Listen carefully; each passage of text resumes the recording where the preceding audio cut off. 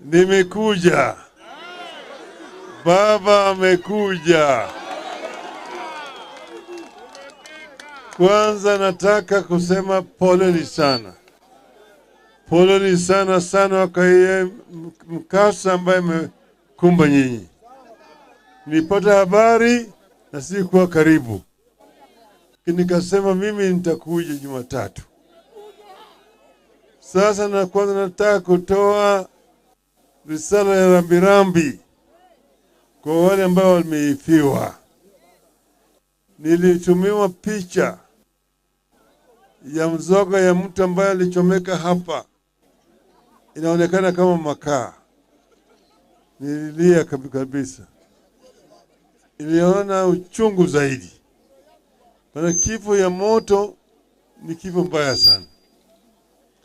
Sasa ubaya zaidi ni hii inafanyiwa na watu ambao ni binafsi mbani wahalifu.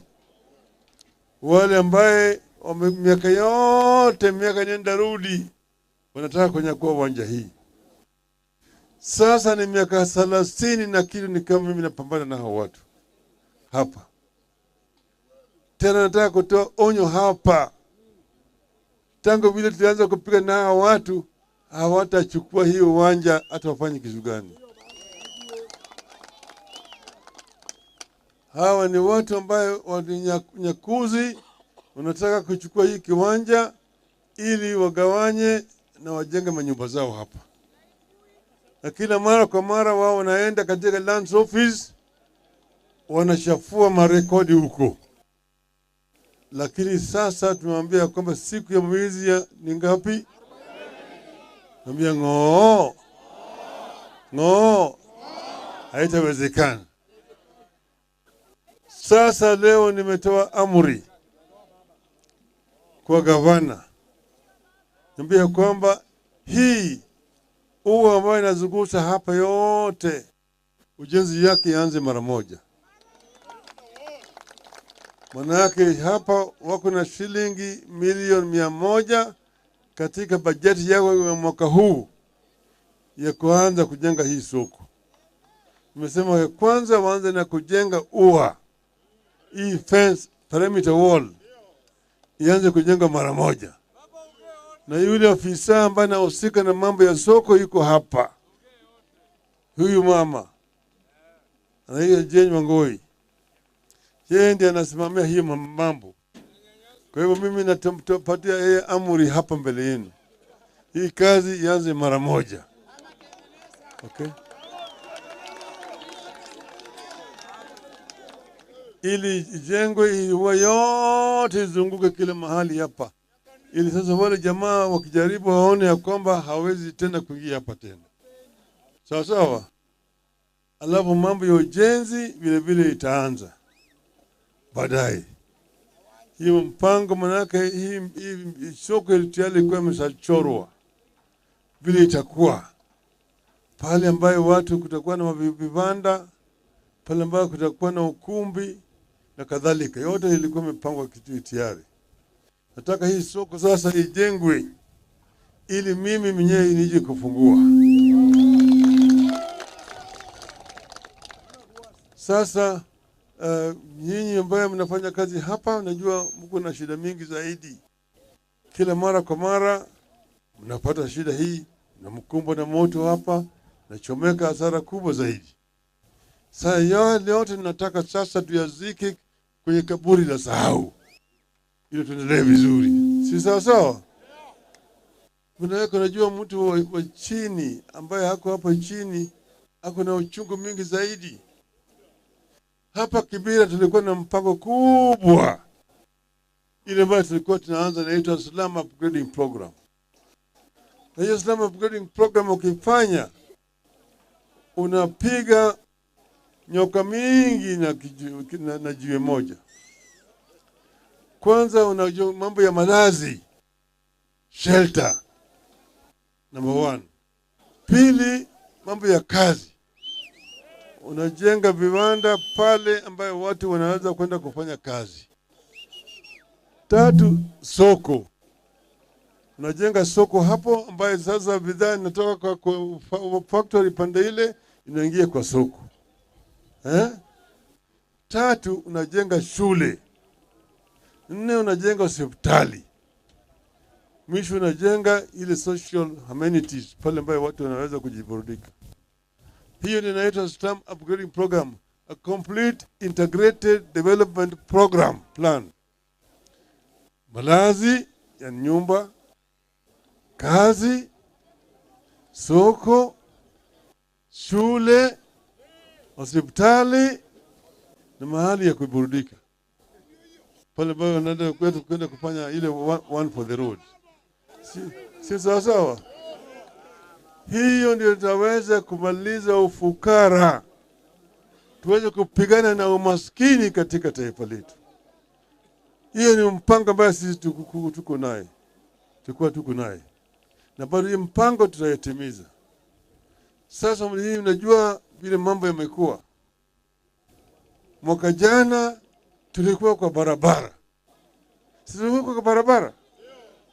Tulikuwa tunalilia nini? Mambo tulikuwa ngajia mambo ya gharama ya maisha. Si mlikuwa mnabeba nini? Sufuria. Kwa mbeba sufuria kwa kichwa. Sivyo? Mambo ya gharama ya maisha. Pili, tulikuwa tunaongea mambo ya ukosefu ya kazi kwa vijana. Vijana ambaye wamesoma, wako na ustadi, lakini hakuna kazi, sio? 3, tulikuwa tunaongea mambo ya ufisadi. Ufisadi na wizi na hujuma ya mali ya umma. 4, tulikuwa tunaongea mambo ya ukabila. Ubaguzi ya ukabila. Pale ambaye kama wanataka kuajiri walimu, manases, maaskari, wanajeshi, sasa vijana wakienda pale, jina yako linaamua kama utapata au utapata. Wakisema, Onyango, ngambo hii. Wafula, ngambo hii. Mutua, ngambo hii. Wanyonyi, ngambo hii. Mpaka uwe fulani bin fulani ndio uende kwa ngambo nyingine, sio? Lakini saila ambaye wanarogota ushuru kwa watu hawabagui, kila mtu anatoa, sivyo? Hiyo ndio sisi tunasema hatuwezi kukubali ubaguzi ya kikabila. Tulikuwa tunasema hatutaki, sio? Alafu sasa zile nyingine zilikuwa zingine ambazo zilikuwa nafuata namna hiyo.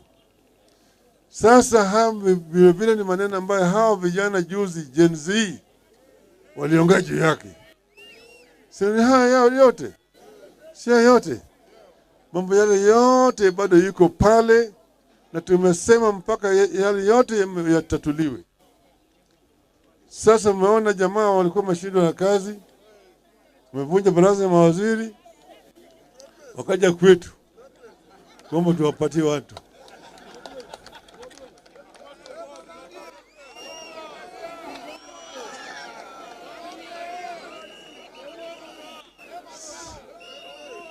Si wako wameshindwa na kazi? Wakaja wakasema wanapiga magoti chini. Tafadhali mpatie sisi watu wenu ni wanajua. Naambia mwaka jana tulisema nataka 7 ifanywe nini? Ifanywe nini? Mambo yangekuwa tofauti sana kama ingefanyika. Unajua haya? Sio mashindwa. Tumewapata sasa wataalamu. Mtaona kama kazi inabadilika.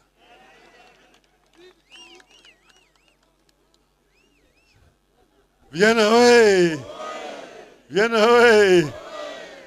Sasa nataka kuendelea mbili zaidi. Siku ya leo nataka kuambia nyinyi ya kwamba nimeongea na gavana. Na nimemwambia yeye ya kwamba nataka hii kazi yote ifanyike. Ameniambia mimi ya kwamba yeye anafanya mpango ya kuleta msaada hapa. Na itakuja. Kama sio kesho, ni kesho kutwa. Unaona vizuri? Kwa wakati huu jiko hapa na mbunge wenu hapa Bwana Orero ameleta mabati 200, alafu akaleta lori moja ambayo iko na nini na poles ili miti ya kujenga. Sawa sawa. Tena magunia 3 ya msumari. Huyo 3 ya msumari. Sawa sawa. Sasa pili, mbunge wenu hapa ameleta pesa taslimu shilingi 250,000, 250,000. Sawa sawa. Sawa.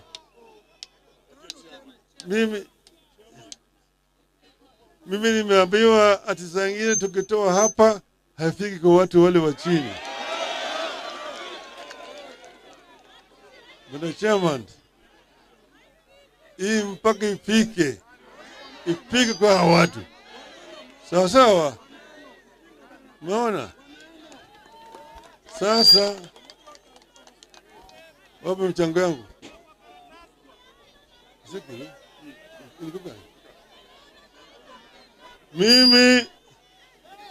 Mimi hello, lori yangu ndio iko hapo hiyo.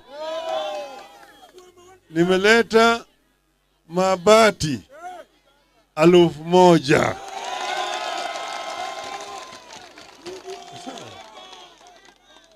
Pili, nimeleta hapa pesa taslimu shilingi 1,500,000.